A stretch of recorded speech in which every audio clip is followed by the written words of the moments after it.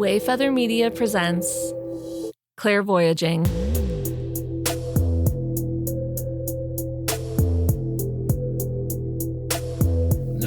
Number 20. Yeah. 2-0, the big 2-0. Cue the balloons and confetti. Guys, this is the 20th episode. We survived. We survived to number 20. We did it. Hey, to celebrate this episode is a new series we're calling Milestones. We have a lot of series, but here's a new one. Yeah. Every 20th episode, we'll be recapping what we've learned along this Clairvoyage. 20-ish. 20-ish, yeah. Yeah. What gifts and abilities have we unlocked? We'll find out. I'm excited to get this far, and I feel like it has been a voyage. So before we get to recapping, we got a couple updates. Let's hear it. So I just saw this. It's from last month, but I just wanted to share this sweet review from Diane W. She said, "Only found your podcast on February 3rd. I have binged on all the episodes. I am hooked. Thanks for your insights and guests." Diane. I know. That's so nice. Thank you, Diane. You know what, Diane? You have prompted us to have an idea. So we want to send you a little promo pack. Little thing. Yeah. Diane, write us an email. Send it to clairvoyagingpodcast@gmail.com and let us know where we can send your Clairvoyaging promo pack. And the rest of you listeners, if you want to be cool like Diane, write a review. The first 10 of you to do that, we will also send you a promo pack. Diane, redefining cool. Yeah. What does the W stand for? A winner? Yeah. Starting trends left and right. Anyway, we get excited about reviews, so thank you very much. Now, we've got a recap show for you. In this episode, what we're going to be doing is we're going to recap a little blurb from every single guest that we've had so far and our major takeaways. We're going to go in chronological order, which I've heard is the best order. We're starting with Carolyn Swift-Jones, who told us that we're all born with intuitive abilities, and she encourages us to view intuition as a practiced skill rather than like a rare gift. She emphasizes the importance of compassion and non-judgment through that process. And to grow, all we have to do is trust our intuition. We can connect to our spirit guides and our higher selves for guidance. Reinforcing Carolyn's concept of trusting intuition and our own guidance, Dr. Elliot Adam taught us that tarot is a marvelous servant, but a terrible master. He emphasizes the importance of connecting with one's inner self during tarot readings, rather than relying on external forces or supernatural abilities. He also encourages us to take the fear and negativity out of tarot. My good friend, Reverend William Meyer, advocates for a holistic approach to spirituality and to follow our intuition like stepping stones leading to the distant light of spiritual growth. Because while outside help is nice, at the end of the day, we're captains of our own ship. Also, quick shout out to Reverend William Meyer's mother, who is a fan of the show. Yeah, she's so sweet. I'm a fan of her. Yeah, Mary. Hi, Mary. Medium Courtney Dawson shared her story and explained how it's not always easy to follow your own path. Not everyone is always going to support your journey, but you can find reconciliation and healing through love, the ultimate force in life. Sarah Reeves told us how maintaining spiritual and human boundaries can keep us safe from negative energies, allowing us to create a supportive environment. But she also said it's necessary to address our own negative thoughts and patterns to reach the next level of our soul's journey. Eric Labrado and Alexis Arredondo explained how just because we don't understand something doesn't mean we need to fear it. Traditional Mexican folk magic and Santeria have been misrepresented in modern media and are actually practiced to assist in navigating life's challenges, fostering spiritual connections and healing generational trauma. Our 6-year-old niece Gwen showed us that kids need to be believed. It's hard enough being a kid, but even harder when your daily life is full of experiences and entities that your guardians say can't exist. Gwen's story shows us that the right thing to do is adapt our personal belief systems so that we can be there when the children in our lives need love and security. Jenna Ismail emphasized the importance of confidence and vibrational alignment in manifestation. She encourages us to believe in our worthiness to receive what we most desire.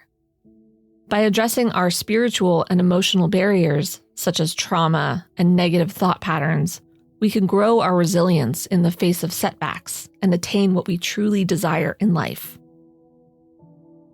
Dr. Jeff Tarrant explained the 4 unique styles of meditation and showed us how to determine which would work best for certain individuals based on their goals and needs. Consciousness is complex and not entirely understood.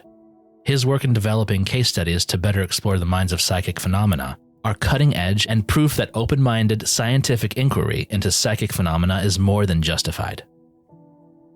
Our travelogue episodes explore my and Frank's personal experiences in allowing spirit to lead the path while on the road. Dream paths have been an exploration of the powerful spirit visitations that can occur while we're asleep.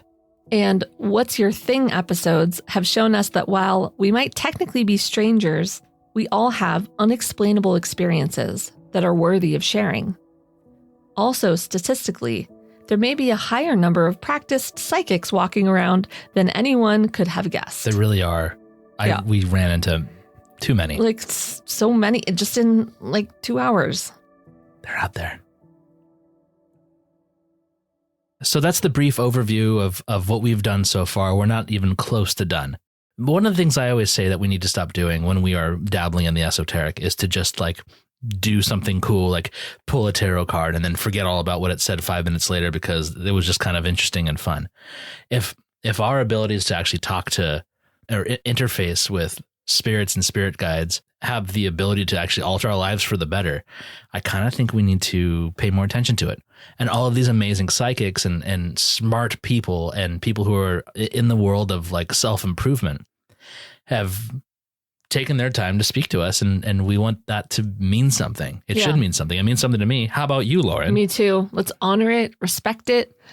And it's all part of this journey. This is all a really cool self-discovery journey and voyage. These people that we've talked to have helped us along the way. They probably don't even realize how much we've taken their words to heart. Like, we still quote them regularly, like each of these people. Yeah, Lauren and I will be cooking dinner. We'll be like, it's like Courtney said. It's true. When Sarah Reeves said, a lot of them really stuck with me. So here's my little takeaway from everything so far. You ready for it, Lauren? Yes. All right, here we go. Here's what I have to say. Here's what I think. And this is opinion. Everybody, this is my opinion. You don't have to like it. It's okay. But here we go. This is for entertainment purposes only. Entertainment purposes only. All right, here we go. Everything is energy, and consciousness is quantum. I don't even really know what quantum means, but consciousness is quantum. Our bodies, it seems, are RC cars driven by a divine spirit version of ourselves. The very smart, connected people that we have spoken to call it our higher selves. That divine version of us signed up for this experience, the good and the bad. We have lessons that we're supposed to learn while we're here for the purpose of scoring a few more feathers in our spirit caps. But if it doesn't go right, we get to try again, like via reincarnation or something like it.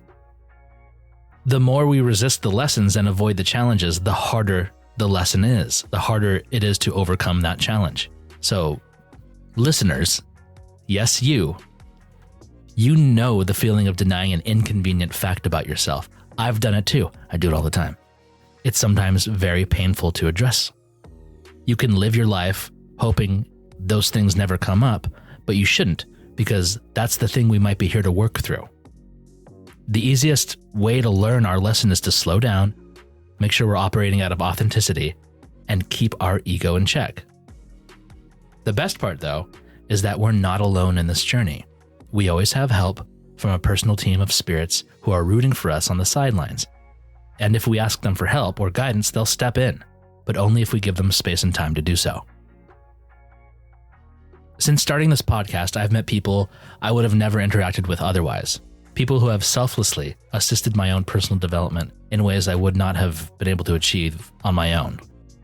Sometimes it was because they were practiced in their psychic abilities, but mostly it was because they've done the work themselves and they've made the effort to share their compassion with me and my family. I made a choice to suspend my disbelief for things that I didn't quite understand, and that opened me up to the reality that this existence and whatever happens after we die is much more interesting than I previously was allowing it to be. All the kind people who helped me come to that conclusion had always been there the entire time, not forcing their beliefs on anyone or gatekeeping the truth, but just waiting for bozos like me, and maybe like you, I don't know, to ask the right questions and be open to the answers. The most interesting thing about all of this is that it's all normal and natural. Spirits, angels, past lives, quantum knowledge, reincarnation, all of it. But as a society, we decided it was too weird to discuss openly. Those of us who have fallen through the cracks of traditional religion feel forced to choose between deciding we can never understand it, agnosticism, or pretending it doesn't exist at all, atheism. But those are false choices. Damaging false choices that lead to a world where I have to tell my 6-year-old niece that she can't talk openly about her very real psychic experiences out of an abundance of caution because her peers might ostracize her or her friends' parents might call her abilities the work of the devil. The only real choice is to release our societal rigidity surrounding the topic of spirituality, drop the fear-based control of the old guard, you know who I'm talking about, and move forward with open hearts, open minds, and a dedication towards positivity. Does that make me a hippie? No! Well, actually, hold on a second. Let me see. I need my phone. Hey, Chat GPT, define a hippie. A hippie is someone who usually rejects mainstream culture, values peace, love, and freedom, and often adopts unconventional lifestyles and beliefs. Okay. Well, shit. If it's considered counterculture to attempt a realistic approach to spirituality and accept divine assistance into my daily life without judgment, fear, or a particular denomination, I guess I'm a hippie? We are here together to learn together, and spirits are just people too, so I suppose whether you're dead or alive, we're still all in this together. Same team, different Jill. Same crew, different voyages. I guess that's my big conclusion, Lauren. I liked it. Thanks, Lauren. I'm a hippie. So it all boils down to you being a hippie. Yeah, that's why we started this. I'm a hippie. Yeah. Right? Okay. Well, I'm a hippie who eats meat. Close it up. We are defined now. Cool. Hey, Lauren. Yeah. Do you have a big conclusion that you've drawn so far from the last 20 episodes? Yeah. Oh, I'd love to hear it. Okay. I'd love to tell you. Cue the music. Yeah. A common fear is a fear of the unknown. It's something I've been afraid of my entire life. This non-tangible idea, a dark realm of elusive possibilities. Whether it's the other side of a crappy job or relationship, or it's energy we can't see, the unknown can be unsettling and flat out terrifying until you strip away all the what ifs, until you step straight into the fear and try it on. That's not so bad. What was I actually afraid of? That's what this podcast and this spiritual journey has been for me, and what it continues to be. In various ways, I've stepped outside my own comfort zone to learn new possibilities and ways of looking at life. Ghosts? Ghosts? Past lives? Astral projection? These are things that we can view as the unknown. We can view them as frightening, or we can see them as part of a huge, beautiful universe. A universe that connects, loves, deeply understands, and unites us. Along this journey, I've learned an energy healing technique called Reiki. I've learned about chakras, auras, sound frequencies, and crystals. Yeah, I guess I'm a hippie too, Frank. Yep. I've connected with my higher self, and I've started to understand what the hell my ego is doing, but that's going to be a lifelong lesson. Yeah, I'm here for that one. Yeah, sorry. I've given myself permission to not only accept that I have a lot of trauma, but also permission to heal it, to dig deeper, and to allow myself to view trauma as wisdom. Because if I'm not guiding my trauma will guide me. I can use it for healing and empathy and support for others, instead of letting it use my body to hide and fester. Trauma can stay trapped, or it can be alchemized into wisdom. I'm choosing to reject the path of fear, blame, and victimhood. I prefer the path of productivity and growth. Healing and opening up our trauma lets us begin our spiritual journey, operating not out of fear, but coming from a place of wonder, openness, and a belief in abundance and good in this big, beautiful universe. I've learned so much from these different experts on this podcast, and I'm pretty excited for what's next. Oh, is that the poetry snapping? Okay, thank you so much. You got snaps. So, yeah, I mean, like, something to point out in all of this was that obviously we started the podcast at a time when we were ready to like learn more, but you really dug in and you did the Reiki thing, and now you're a Reiki master. Yeah. Now, I haven't done as much. I think I've let myself get busy, which we all do. But my plan was at some point to talk to a psychic. And that's next. I think we're going to do an on the air mediumship reading as one of our upcoming episodes. Yeah. Also, that will be cool. It will be cool. But also, like, yeah, just because I've learned Reiki, I don't know. I think personally, I had a little more diving to do, because you had more like meditation experience. You dipped your toe in astral projection, stuff like that. And I really have not had that much experience with meditating or connecting to my higher self. So yeah, like this has been a deeper dive for me, and you've kind of encouraged the process. And now we're kind of seeing what's next. What's next? Yeah. I still have a lot to learn. I dipped my toe in a way where it was like, where I was still kind of scared of all of it. But, over the past year, I'm not afraid of this stuff anymore. I'm definitely just more interested. Being afraid of the bump in the night stuff is like, it is fun. And like, yeah, we've talked to some of the psychics who are like, no, some of this is scary. It is scary just because you wake up and there's someone standing next to your bed. Like, you're not going to be happy about it. No one wants that. Yeah. Sometimes I wake up and my daughter's standing next to me and I freak out. But like, that all said, like, once that understanding of that it's just people like 99% of the time, it's cool. It's sure, maybe we suffer from a lack of privacy. That's the big takeaway. But I don't think spirits care what my butt looks like.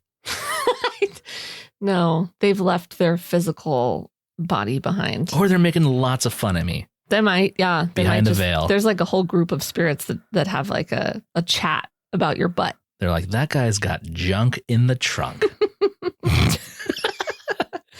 Anyway, one thing that's so stupid. I'm leaving it. One thing that I haven't reported on specifically yet is that during this period, I did do a past life regression with our trusted family therapist, Dr. Claire.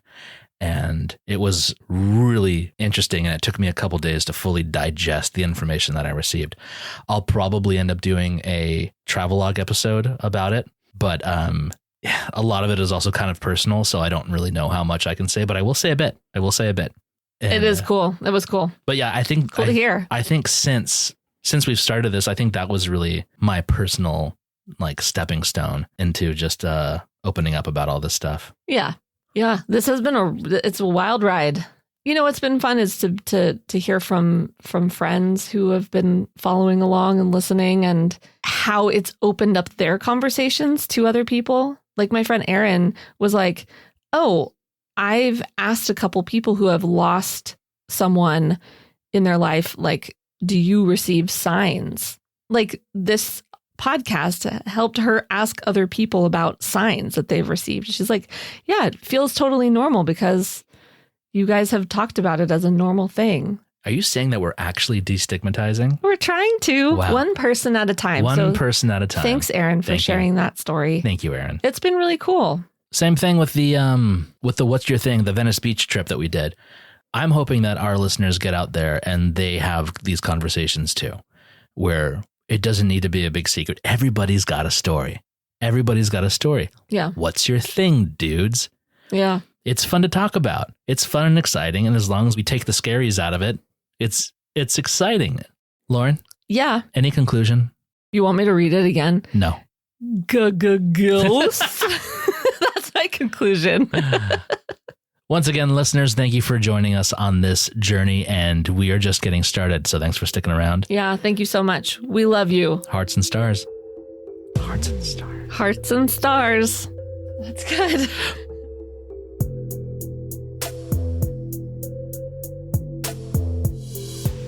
Thank you for listening. Visit www.clairvoyaging.com for show notes, merch, or just to say hi. If you'd like to support our journey, visit www.buymeacoffee.com/clairvoyaging. This has been a production of Wayfeather Media.